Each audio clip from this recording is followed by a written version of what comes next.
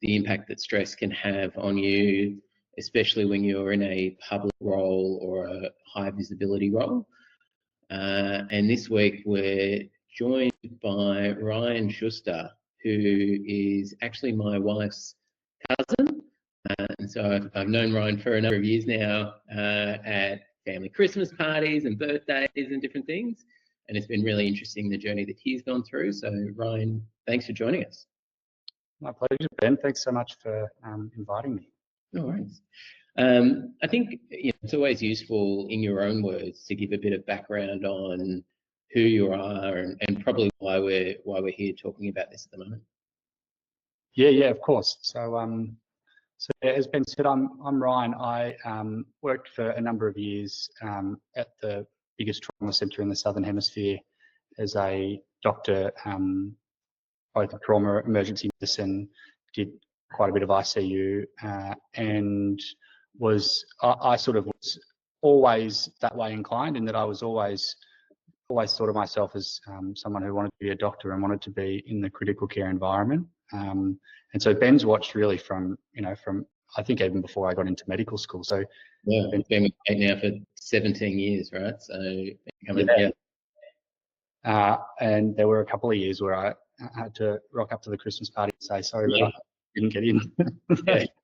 But no, we got there eventually, and so I look, stress. I've always had a bit of a strange relationship with stress, because I've always felt like the times that I've felt that I've gotten the most out of situations or things that I've felt the most rewarded by have often been the highest stress environments, and I've always felt that I manage stress in a way that that is sort of better than others, and so it was always something that I used as a way of getting roles in the critical care environment, because on the outside it seemed that the way that I managed stress was better and more adaptive than some of the other doctors. But I think sort of with some maturity and over time, I've sort of learnt that it's not something that you can just sort of approach in that sort of blasé way, or the way that I used to, and sort of there is a cumulative sort of risk as you get involved with more and more sort of stressful environments and more often. So I personally sort of had it all came to blows for me about 18 months ago. To keep it as sort of brief as I can, ultimately, when I was quite a junior doctor, my second year out, I was working on a set of nights. So you do 7 night shifts in a row, and they go sort of typically from about 8 p.m. to 7 or 8 a.m. depending on how well it goes towards. And so you do these big 12-hour shifts, and 7 of them, and I was training to obviously do ED and intensive care, so all things were relevant, but this set of nights was on this really abnormal group of patients called the specialty medicine patients. So all of the things that you think of when you think of sort of organ-specific specialties like renal or heart or lung, the patients are sort of looked after by a specialist group, whether it be the cardiologists or the gastroenterologists, and then they get grouped together, and at night all the consultants go home and sleep, and a resident who's just starting their second year is then responsible for 100 or 200 patients overnight that are all reasonably complex, and really, to be fair, the majority of the time you sort of go around, you might be topping up antibiotic orders, or you might be providing pain relief or doing some reviews, but certainly really low stress stuff, right?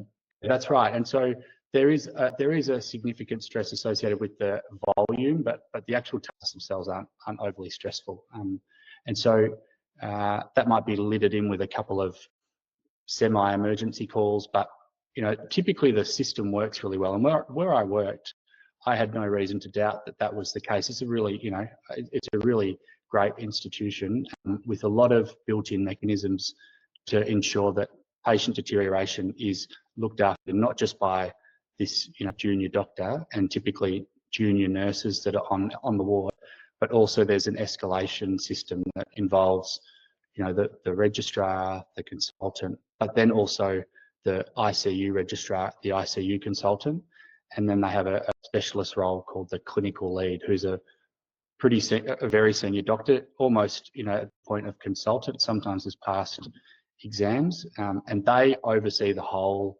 hospital and take calls from all of the second year resident doctors about cases, and then can escalate them as required. So, but I found myself a victim of what is referred to and I'm sure in the business world too, as the Swiss cheese model, in that all the holes just lined up in the perfect way that meant that there was a significant miss. And for me, that came about in the way of a particular young teenage girl who was on the respiratory ward, and in view of trying to make it as confidential as possible, I'll be fairly sort of vague.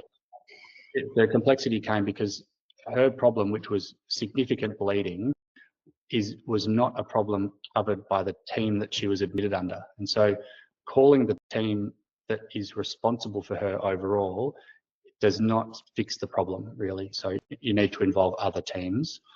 And so the team that had been on during the day had not felt that this bleeding was significant or required input. And they had handed over that, basically there might be a little bit of bleeding, but don't be too concerned by it. And I found myself that I was actually quite concerned when I went to meet her, because I sort of went up and said hello to her, wanting to understand, where she was at now, so that I could know later if there was going to be any issues. And it was her mum was in the room, and her mum was extremely stressed, understandably, and she was quite relaxed, but there was signs around the room of some significant bleeding that was ongoing, and so that began my attempt to escalate care.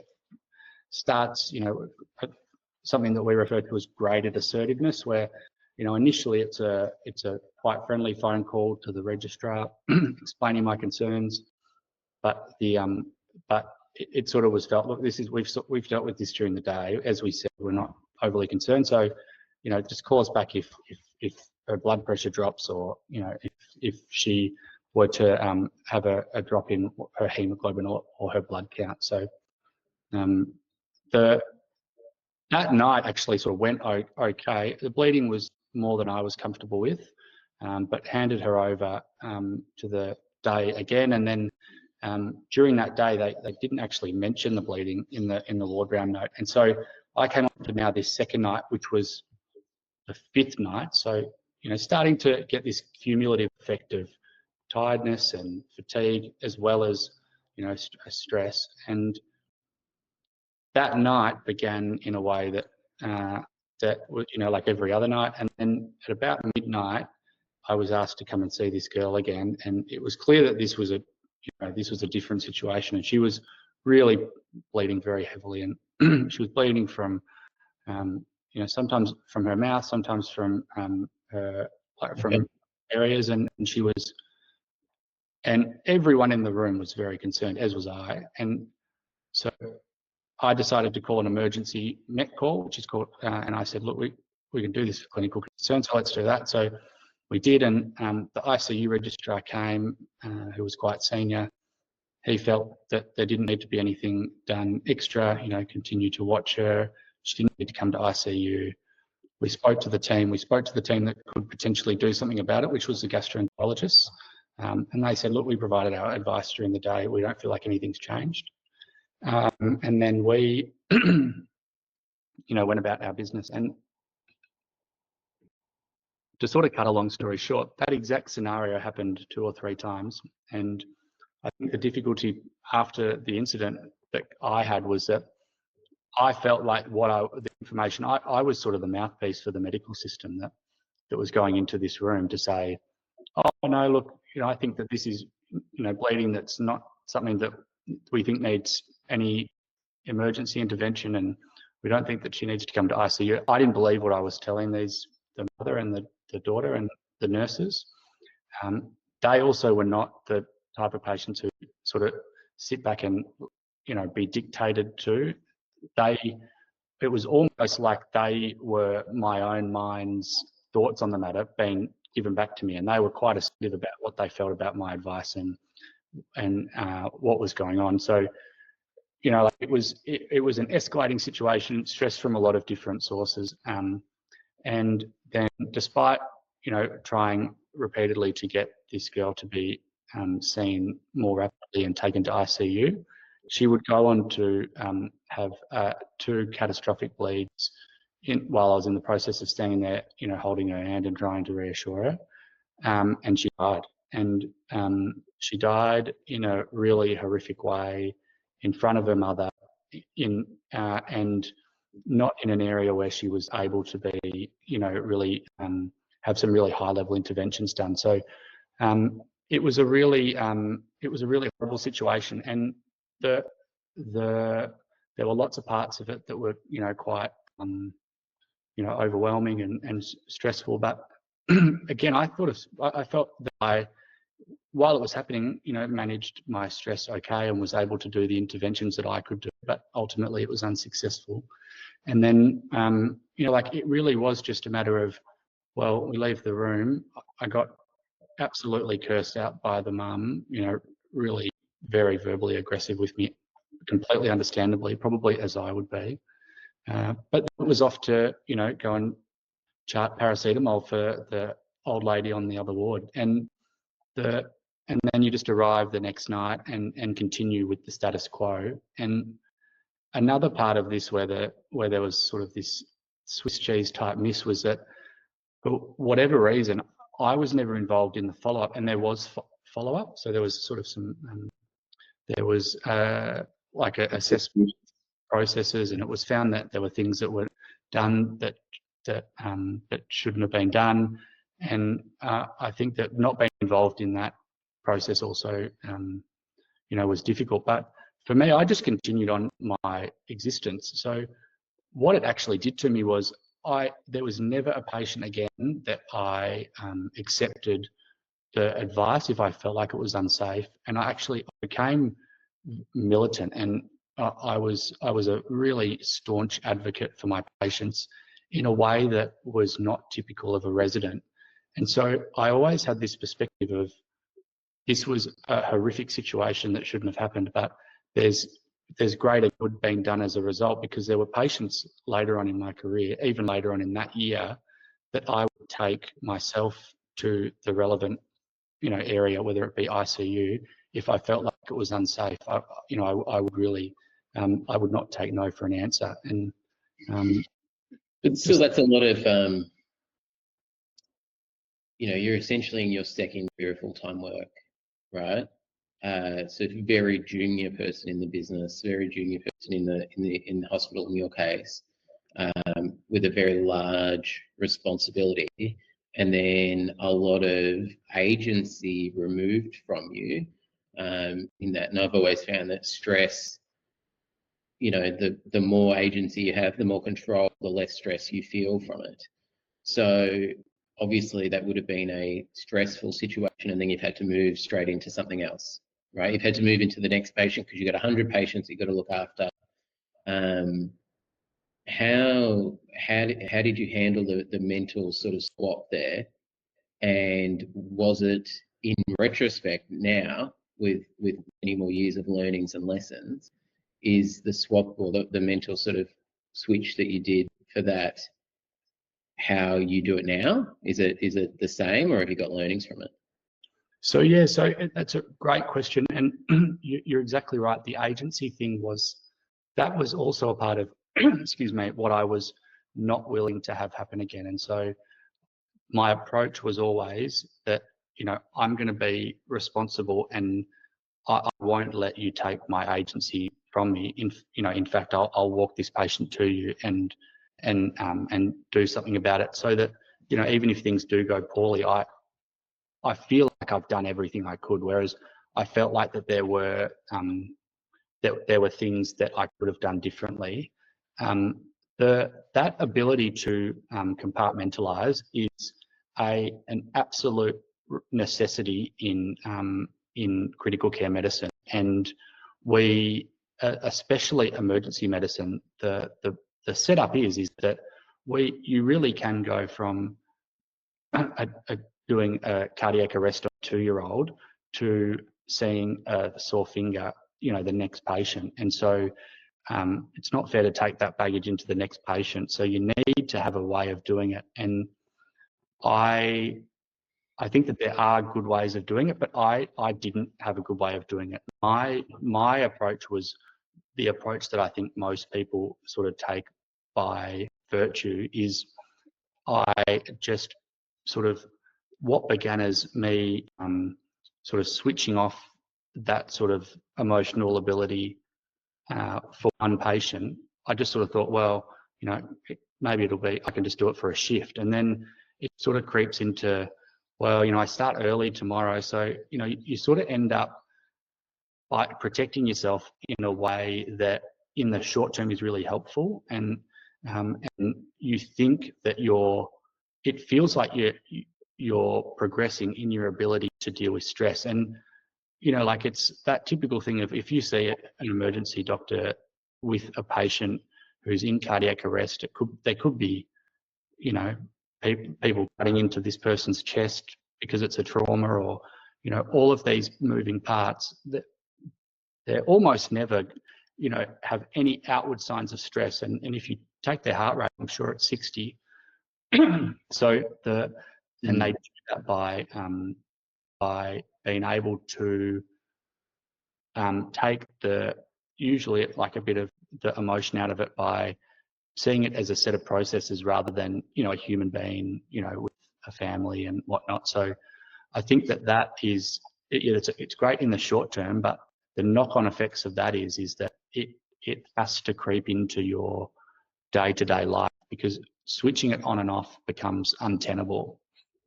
I think just to double click on that, because obviously I think our audience will find these stories interesting, but unless they're working at one of the few listed medical companies, there's obviously a lot of listed biotechs. So there's a lot of doctors in the audience who may have gone through some of this trauma and experience. Overwhelmingly, it's probably going to be more equal to my experience, right? I've definitely never seen anyone die in front of me. I don't even know if I've ever seen a dead body. So, relatively much different problems, right? Or much different experiences and stress levels, but stress is always relevant, or relative, I should say. So I liked how you spoke about a series of a stressful situation and staying calm by seeing it for the processes that it is, rather than the impact that it could have, right? Yeah. Is that something that's normal in the medical industry? Yeah, and look, I think the thing that I would say about this, and this was something that the way that I ended up sort of being able to in a more healthy way manage my stress, is I've taken a lot of learnings from the special forces community, whether it be, hearing from Delta Force or some of the tier 1 operators in the US and certainly here with the SAS. And initially, it's killing people and saving people, is the opposite. And like you say, the people dying in front of you and, a stressful board meeting, like on the outside, certainly, and if you think about it with your higher brain, the stakes are very different. But ultimately, at the end of the day, your brain and your body can't differentiate between those two situations in the moment. The same set of processes occur in what's referred to sometimes as the reptilian brain, the nervous system, and I can be dealing with a car accident with 3 really sick kids, and then I could be giving a speech at a medical conference a couple of months later, and it can feel very similar in the moment, right? And so I think that the thing that I would say is that it really can feel life and death, because our body is using the things that it has in itself to protect us in life and death situations to sort of hijack our nervous system a little bit. So I think that's what, to me, it helped me a lot, because once I sort of understood that really this is the same process as someone who's, in Afghanistan with their life on the line. I've never felt like my life was in danger ever, I don't think. And but there are certainly situations that I can be as elevated from a stress point of view, that it feels similar. So I've taken a lot of, because they have, obviously a lot of their learnings come out of and situations that are really high stakes, and in the same way that a lot of the for me, I really felt like that I saw my stress as, and my body as, an extension of that, because that's what determines where you're at from a stress level day to day. That I began seeing myself as a soldier of sorts, in the way that I prepared, in the way that I looked after myself. And I would say to people that it's easy to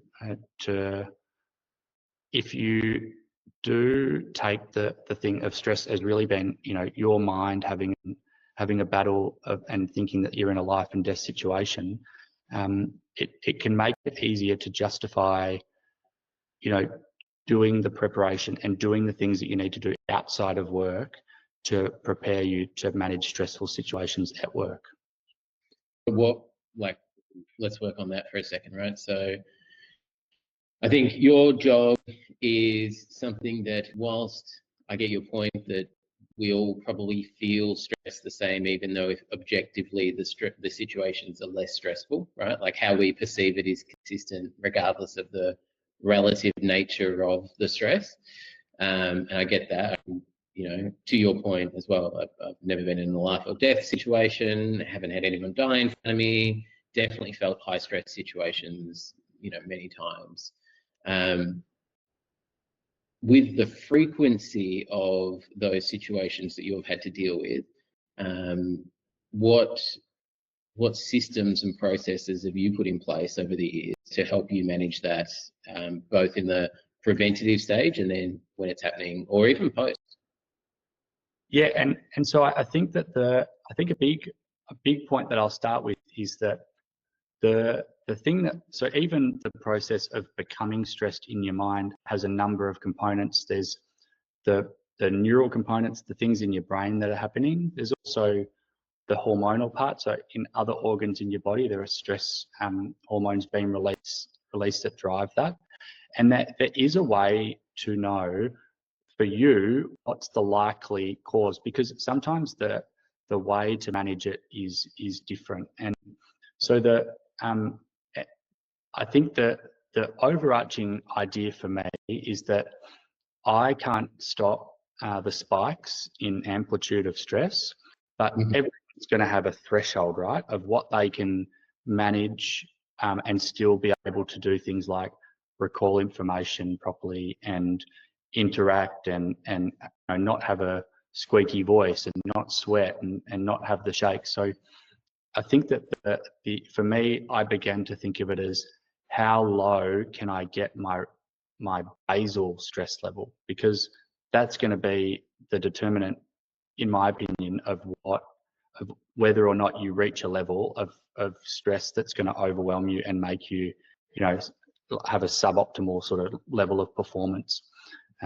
Because it's very clear that the processes really do occur, and we've all experienced this of having difficulty recalling information, or forgetting names, or a tunnel vision, not perceiving things that are going on because of stress, and that's all what is by our brain thought to be a positive adaptation in a time when the stimulus was a lion, say, but now in a is not overly helpful, right? So my way of thinking is I really do approach my stress and my the way that I prepare for shifts like a special forces soldier. And what I mean by that is that I do, like, for me, I found that mental modeling helps a lot. So on the way in, I might pick 5, emergency situations that I could potentially be faced with that day, and run through the model of what I would do, and I will go through and, down to what way that I would turn, I will prepare over and over. And if that happens over the next week, that you just get left, that you don't have that same peak of, oh, do I remember how to manage this? Because you've been through it yourself, right? So the way that and then, so like for me, meditation has always been a massive part, and it has become a massive part of my daily routine. And the other thing is understanding where I'm at with my level of stress, and that comes from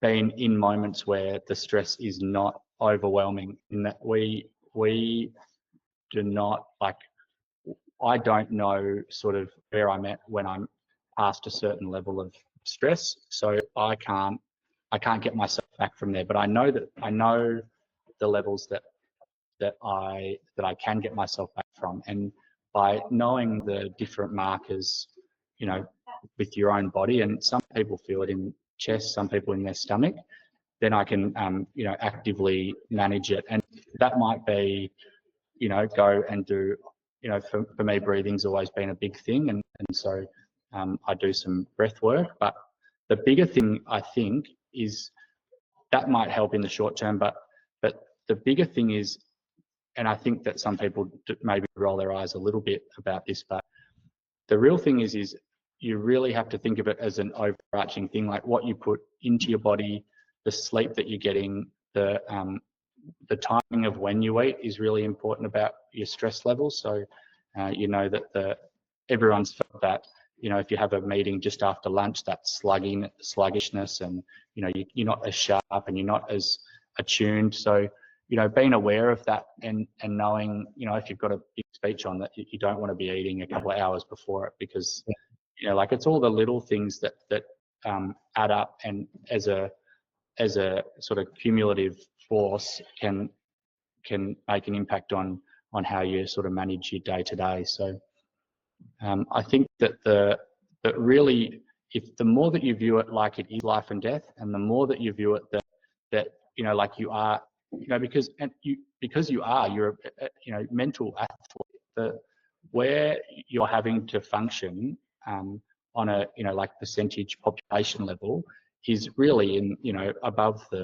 probably above 2 standard deviations from the mean in that top couple of percent. And so the more that you think of yourself as an elite sort of athlete, a mental athlete, the easier it is to then justify your exercise, or justify paying a little bit more for the better food. So this is all the stuff and this is what's driven me to start my clinic, is that I now know because I've done the tests that I do of the genetic things that I'm more predisposed to. I know what are the things that is probably what the things are that is driving my stress, and I can supplement or eat the right foods to manage that. And then I also know the sleep patterns that work best for me. I know, and so then as a whole, then it's much easier to deal with, because trying to deal with the stress in the stressful time is not possible, right?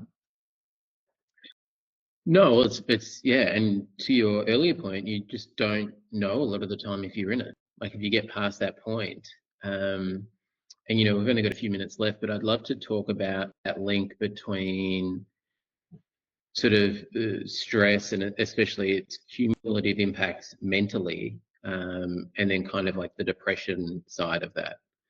Like, I know from my personal experience, I haven't had, relatively, I would say, I've not had very stressful experiences, but personally, for how I feel, like it does add up. And I was one of the people who during COVID got very down mentally. Like, I reckon I got sort of down to kind of 25% of my sort of normal levels of happiness and energy and excitement of spending time with the kids and all those sorts of things. I reckon it really got quite down, and I didn't know that until I'd come mostly out the other side. It was kind of, I remember this point where I was probably still at about a 75% level, that I was able to look back and go, oh my God, like I was really so low. But at the time, that was just how I was feeling. So I think there's one point on there, and then the other side is have you done anything around talking to other people? Have you done anything around like setting up external sort of checks? Because if you get to a point, and especially if you know this, if you get to a point where you can't like recognize it in yourself, what's the process to fix it then? Yeah, well, like you're exactly right. It's always in retrospect, right, that you go, oh shit, I was pretty flat, that last few months. And I think that for the person that's in it, because it's so driven by like apathy, it's really hard to recognize yourself. So that, like I think that what ends up happening is that people will, it's a really classic sort of set of events that happen. So first you sort of shut yourself off in stressful times where you, as an adaptation, and then it becomes, you set yourself off for the whole time, turn yourself off for the whole time you're at work. But then that starts to creep into your everyday life, and you start to do things like, I remember getting home and I've had a, big shift, and, my two girls, I've got a 1 and a 2-year-old at the time, they ran up and sit on my lap, and, like I just was sitting staring at a TV that was off, completely, apathetic to what was going on. And that process happened. It happened over 6 months, and it was driven a lot by the fact that I was having a lot of flashbacks, but it was so insidious and a lot like, to put the kids back involved as well. Like, it's like, how your kids grow. You can't notice how much they're growing because of how slow it is, but it's not till grandma comes over who hasn't seen them for a couple of months who says, wow, your kids, look how tall they're all getting. So I think it's a lot like that, in that you're getting, like, it's these little barriers that have been broken that are really difficult to pick. And the thing that's so inconvenient about this, and being in an area where you're achieving, big things, is that you start to lose your perspective, because there aren't as many people to compare yourself to. And, like, there's your family are saying, well, yeah, he's been very distant, and, he hasn't really been very engaged, and he's lost his pizzazz, but, he's got such a big job, and, it's such a high stress job that, he's just exhausted. And everyone, and you yourself, you don't know what to expect as far as the level of stress that's workable and reasonable in this job, because, you've never done this job before. And often it's a job that you've been working towards for a long time. So there's that mental barrier that you're not going to get over, as far as, you're not going to put it down to the job or take time off, because this is something you've been working towards for years. So it's a perfect storm for you not recognizing it, because number one, you've never been in the position before. You don't know other people in a similar role sometimes that can say, hey, that doesn't happen to me, right? Like my kids jump, I'm happy, like I love that. But and then obviously then you've got, your family and friends put it down sometimes to, like, he's busy or she's busy or he or she's tired. But I think that the big thing is that, like, a bit like stress, by the time it gets to there, and, like, mine got as bad as I had a very significant suicide attempt, that, like, it really was like I just woke up in this position where, like, I was very close to, sort of losing my life. And I didn't see it coming. I thought I was just a bit tired. And so I think that that's how, and in a lot like the way that, once you get over that threshold for stress, it's hard to come back. The trick is putting in the safeguards, before it gets there. And for me now, having seen it, like my wife is a lot more perceptive to it. My friends are a lot more perceptive to it. I had friends tell me that they thought that I was distant and hadn't seen them for months because, I was a doctor and I thought I was too good for them, right? Like, and that's the kind of thing that can happen when there's a disconnect between, like where you're at perceivably in your life and where maybe the people around you are. You're Ryan, right? Like you're the guy who went through and did all the medical training and he's now out like you can do anything, right? Like the perception that, you might be struggling with it or maybe it's a bit much is not really there. And I think, to bring it back to this audience, it's a very similar thing, right? Which is why I wanted to have this chat because, it is a situation where it has been for a lot of people that aspirational role to become a C-level, to become a director. Many of my peers, many of your peers probably aspire to be on listed boards or to run big companies. And then you get there and to your point, you now don't have a peer group, right? You're not one of 10 people in a cohort of grads or the like, you're one of one. And there's definitely things that you think that you can't talk about with the people under you and struggle to talk about with the people above, maybe because you think, it's weakness or there's fear base in that. So you just take it all on yourself and it kind of adds and adds. And I think to the point, you were talking before about, that kind of expectation of, maybe he's distant because he's got a busy job or he's got a lot on or all those sorts of things. I think we can all, we're all very good at making excuses for things, right? Excusing away behaviors or the like. But even if there is an excuse, it doesn't mean it's okay. So yeah, having awareness amongst the people around you, which sounds like what you've done, to help identify those things, especially the people really close to you, and the permission set almost by the sounds of it to bring it up. If they do see it creeping in, it sounds like a really important part of your structure.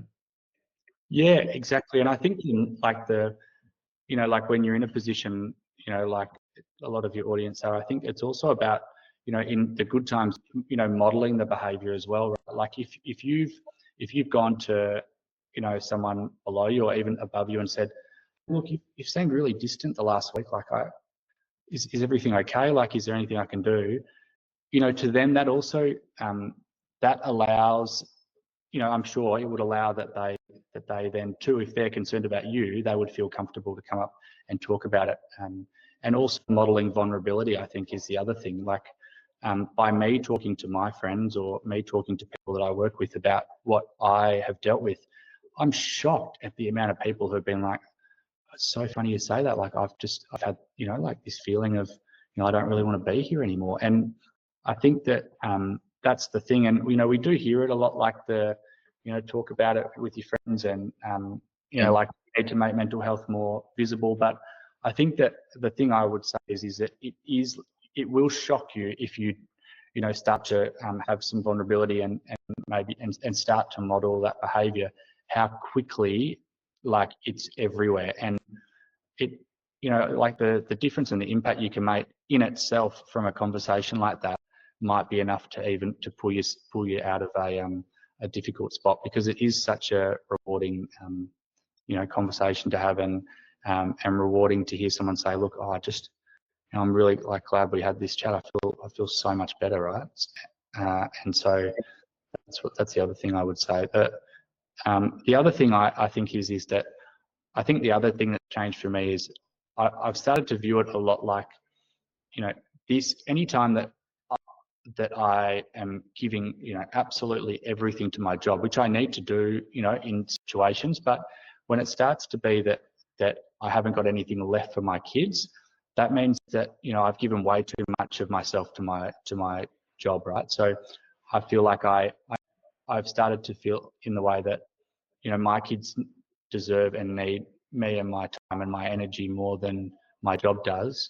And so I need to make sure I'm saving something for them. So, and that's a self-fulfilling prophecy, because the more time you spend with loved ones and keep, the more that fills your cup up, and, and it all sort of works in on itself. But, yeah, I think the balance I had was obviously completely off, and having some lines in the sand about, like when the phone is off, and when is time when I can talk or take calls or whatever it be, that sort of helps you to sort of then switch out and then start to fill your cup up. Because the kind of people that are in the roles like your audience, and the kind of people that end up at high levels in the medical profession, are the kind of people who, if they get given freedom, they probably would give absolutely everything to their role, because they love it and they're passionate and they're dedicated.